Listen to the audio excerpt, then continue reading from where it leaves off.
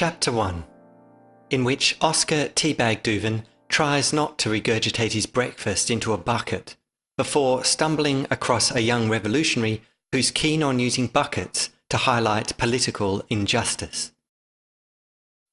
Oscar drummed his paws on the reception desk.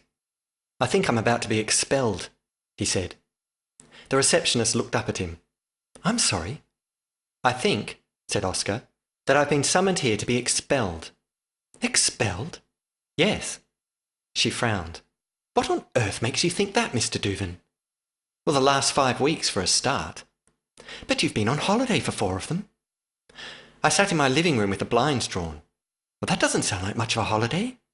"Well, it was," said Oscar, "considering the week prior to it." "Well, I'm sure you're not about to be expelled, Mr. Duvin. The notion's quite ridiculous." "Then why do I feel as though I want to bring up my breakfast? Was it a particularly bad breakfast, perhaps?" "I haven't had any breakfast," said Oscar. "That's the problem. I couldn't eat on account of my concerns about being expelled." "Well, maybe you should have breakfast," the receptionist said. "I can have some buns sent up if you like. The loud purr hasn't arrived yet. You might be waiting for some time." "No, thank you," said Oscar. "I couldn't eat a thing." "What about a hot fin?" "No, I fear I'd vomit it all over his carpet." "I could ask them to include a bucket." "It's very kind of you," said Oscar, "but I think it's best if my stomach remains just as bereft of hope as the rest of me." She frowned again. "I must say, Mr. Duvin, your concern is surprising. I would have thought you'd be encouraged to be summoned to the lair under the circumstances." "Circumstances?" "Yes," she said. "The ones revolving around you having just saved the world." Oscar looked at his paws. "The problem with saving the world is that I may have broken most of it in the process." She leant forward and smiled. "Mr. Duvin, the loud purr has summoned you to the lair for reasons far from expulsion, I am quite certain." "Then why do I feel like vomiting?"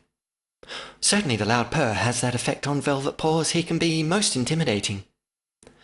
Oscar stared at the desk and wished he was back in bed with the blinds drawn. "Are you sure there's nothing I can get you, Mr. Duvin?" "Well, I might have that bucket after all," he said. When the receptionist reached for a phone, Oscar left the desk to wait for both the bucket and the loud purr in the lair.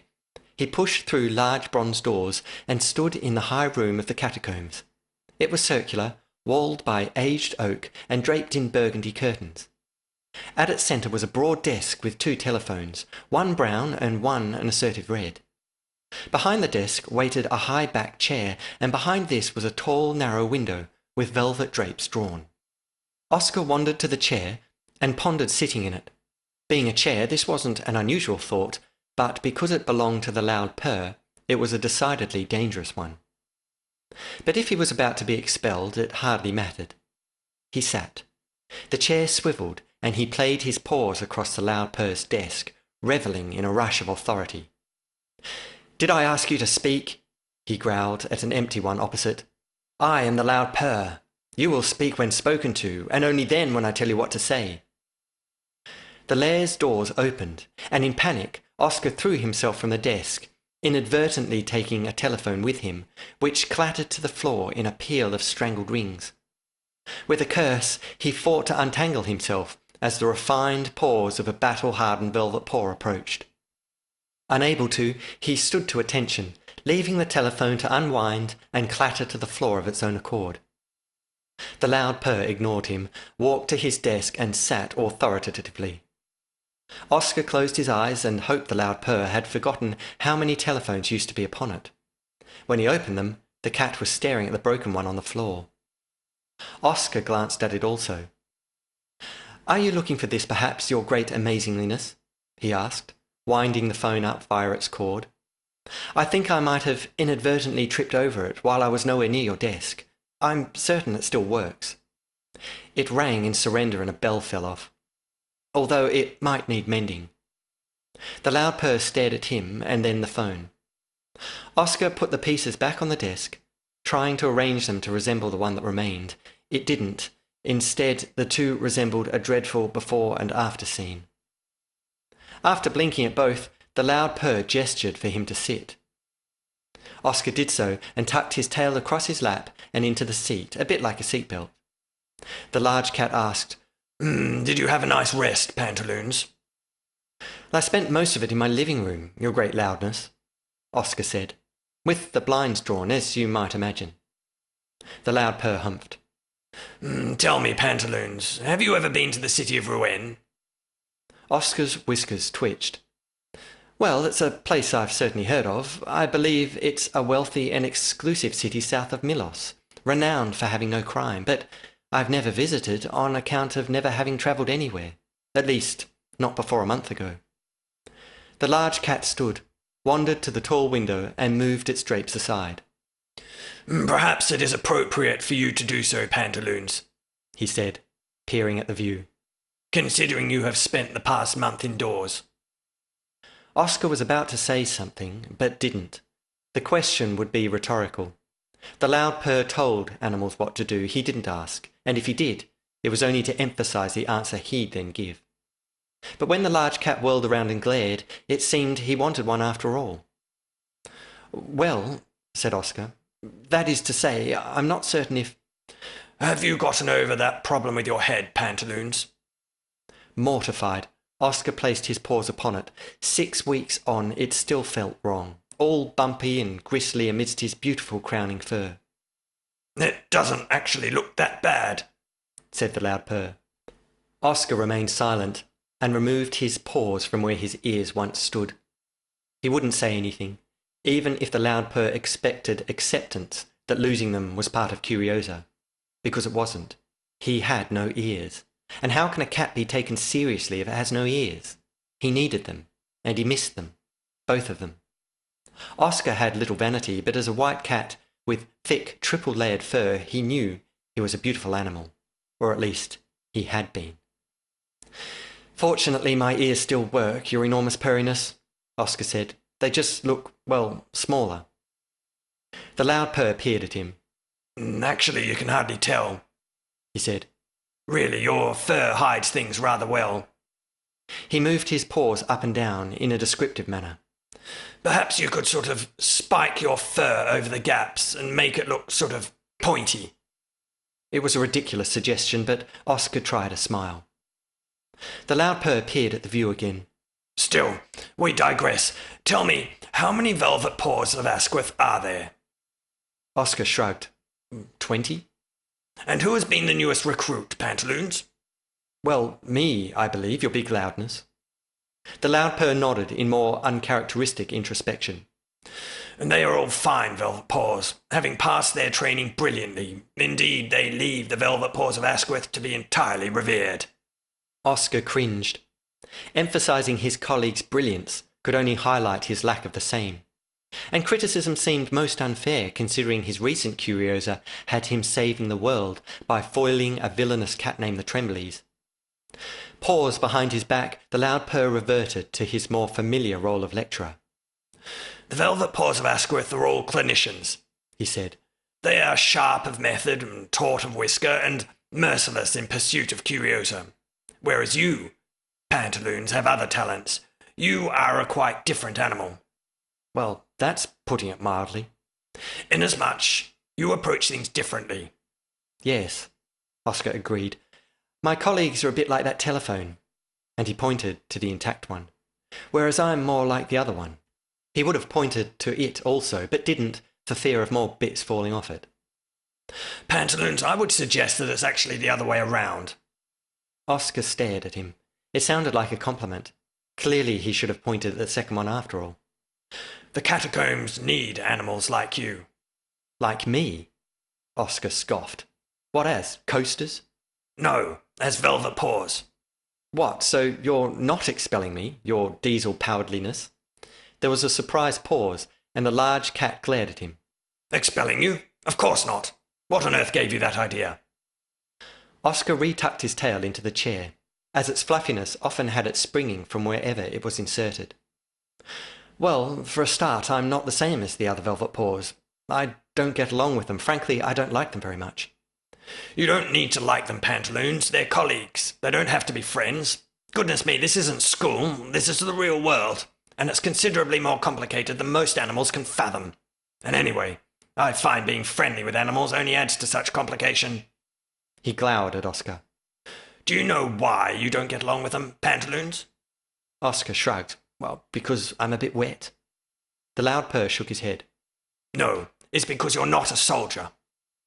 He brought his paws together and leant back in his authoritative chair to stare authoritatively. We have enough soldiers, Pantaloons. We have enough robots, if you will. What we need are Velvet Paws more thoughtful in the field. Velvet Paws with a gentler approach. Velvet Paws like you, Pantaloons. For you are intuitive rather than logistical, and creative rather than methodical. You are innately curious rather than simply obedient. With a deep breath, he leant forward upon his desk. You have talents others do not, Pantaloons. You have a mind that is your own, and most importantly, you have discretion, which can be exercised discreetly. And then came words that surprised Oscar entirely. And that is why I need your help. Oscar blinked at him. You shall travel to Rouen on Curiosa and use your intuition discreetly, and you will tread very, very carefully. He said nothing more. Your enormous thunderiness, said Oscar. Could I at least have a clue as to why I cannot go in blind? Soldier or not, I am still a Velvet Paw, and Curiosa demands some idea of what you require from me. The large cat sank as though holding a weight he tired of. Pantaloons, all I can say is that this is personal. And with that, it was clear there was nothing more to be said. The cat slunk through night-drenched streets. Past the midnight hour, for the most part, Rouen slept. It was an hour quiet and still, and left the city at its most vulnerable. Nimble in pace, she edged along cold walls and darted across laneways. Beneath moonlight she hurried from one pavement to crouch upon the other, searching shadows for anything that oughtn't to be in them. Police, for example, or large empty garbage bins she might stumble over. She was cautious, but not afraid. Being the police chief's daughter afforded considerable resilience. Pulling her black coat tighter, she clutched a large, full bucket and headed for part of the city that the echelon of Rouen's wealthy residents frequented. Animals who cared for nothing other than their aged selves. Age should breathe with them, the Derby often mused to those who fought alongside her in their headquarters, a dance hall named Furballs. It should breed tolerance and acceptance and understanding, not this appalling martial law of oppression against animals such as ourselves. Although the Derby had an extraordinary lisp, it wasn't as extraordinary as the rebellious things she said with it, most of which were damp, and left her colleagues, known as the ranks, cowering beneath umbrellas. But as rousing as she was, the Derby let few accompany her on raids such as this. Mind you, her colleagues were reluctant to tag along on the grounds they'd prefer to sleep, rather than scarper across rooftops at night to graffiti dissent with buckets of manure. This didn't bother the Derby, however. She was quite content to do it on their behalf. Moreover, the fewer who knew of her raids, the less likely she'd be caught. And if she was caught, it would be disastrous for the ranks. Were they exposed, the ruling council's intolerance of crime would not only have Furballs closed down immediately, but her colleagues expelled from Rouen altogether. And although being arrested would be bad for the Derby, for her father it would be far worse. But stealth and resolve were not the Derby's most celebrated traits. She had another talent for which she was far more renowned. It was a talent that made her a most frightening adversary to the ruling council, a talent that even frightened her. And instead of protesting by slopping pailfuls of manure over Rouen's brickwork, she was seriously considering unleashing it as she had last autumn, especially since manure-strewn brickwork wasn't riling the ruling council as much as it used to. She heard something then, perhaps a street away, a paw upon pavement. With a purr, she melted into shadow and listened, wary of any animal wandering streets at this hour. Certainly it wouldn't be a cantankerous resident. They remained tucked up in their expensive beds, in their expensive abodes, dreaming up means of repressing animals such as her. She heard paws again. An animal prowled. Slinking back against the wall, she retraced her steps to continue via a different route, wondering who it might be. Well, she might wonder, For Rouen harboured this night a velvet paw of Asquith, a rather unconventional velvet paw of Asquith, one who liked composing imagist poetry. In Hotel de Rouen, Oscar unpacked, bounced on the bed and looked at some towels. Admiring both the window frame and the view through it, he revelled in that strange lull a traveller finds after arrival. On the street below, animals strolled toward the sea, which hissed and roared in evening shadow. The air was salt-laden and cold, and strings of lights, tied between old lamp-posts, bobbed with the same frivolity they illuminated beneath. Laughter glanced up from windows below, hinting at untold stories. Beneath Earth's growing shadow, he felt that tickle of Imagist poetry. He refused its call, still puzzled as to why he'd been assigned here. It had been more through request than order, which was odd considering how clinical the loud purr was in assigning velvet paws to Curiosa. Later that evening, unable to sleep, Oscar decided to go for a walk.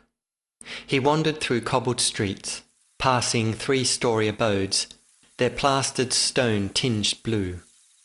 On their balconies, washing aired in the crisp night. Shutters were thrown wide to allow rooms to do the same. And above, the sky was scried by moonlight-edged roofs, and seemed brighter than any sun-drenched day. Reflective steps, he thought. That is how it always began, words meaningless until others arrived. The verse arose and then dispersed like breath, already forgotten. It didn't bother him. To steal such lines with pen seemed predatory. To acknowledge with voice was enough. In reflective steps I peruse your lines, and pace your rectangular ground, with narrow walls in shades of blue, and cast silvered light around. Beyond these whitewashed walls I feel a curious edge to me.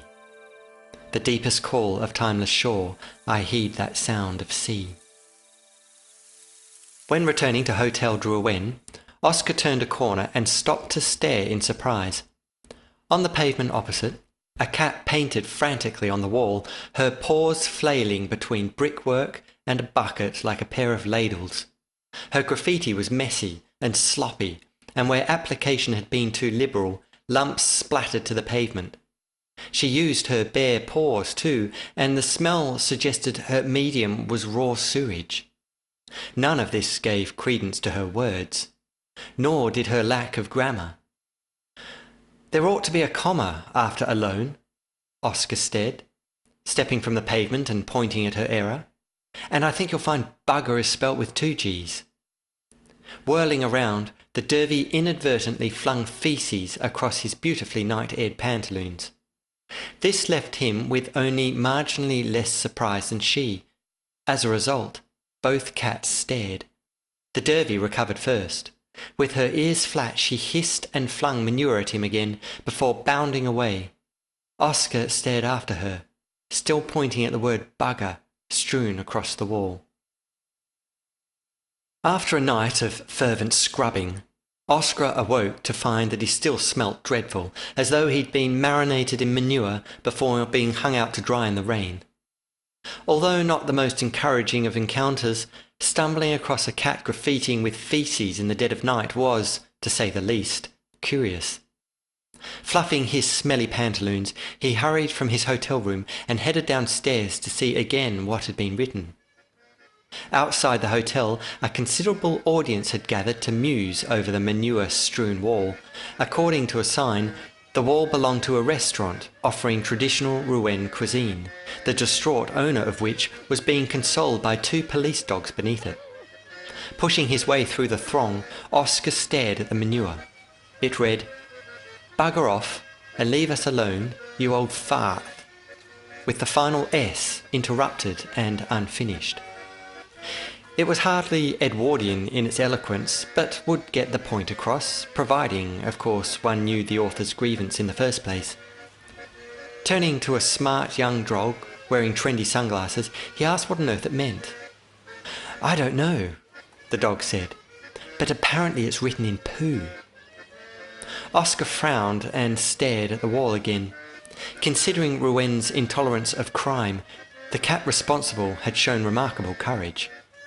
Graffiti was one thing, but using excrement suggested she had grievances far beyond words, or was quite insane of the mind. The latter would at least explain her choice of medium. Paint would have been less lumpy, and its preparation require less effort. Perhaps then she might have found time to focus on her spelling. A disappointed roar went up from spectators then, when a fire engine arrived to hose the words of rhetoric away. Puzzled, Oscar turned back to the hotel and hurried up its steps, amazed at how indiscreet manure spreading coupled with bad spelling could be. It was not as indiscreet as bowling headfirst into hotel patrons, however, something he then did spectacularly. At the top of the steps, he ploughed into a furred coat that stank of mothballs. Despite his flailing, its owner did nothing to help free him. Indeed, there were screams of fury and swiping paws instead. After pulling himself free, he looked up at quite the cruellest face he'd ever seen. She was old and thin and tall and yet surprisingly unyielding, a cat as grey in her own fur as the coat wrapped around her. Her eyes were a pale, heartless wash of grey, and her whiskers were sharp on her narrow, pointed chin. Snarling, thin lips curled back to reveal delicate yellow fangs, which gave the only colour to her otherwise pallid hue. "How dare you!" she hissed. "I'm terribly sorry." Alarmed, Oscar retreated and tripped over his tail. Others gathered beside her, old dogs with monocles and gold teeth, and cats grey with age, who glared down at him as though he was something best avoided on a pavement. The old crone bent close. "Do you know who I am?" she hissed, her breath so ghastly it entailed all the meals she'd ever eaten without having bothered to swallow any of them. Oscar shook his head and scrabbled away from her. The old cat followed. Others did the same, towering above him like an avalanche of teetering mountain.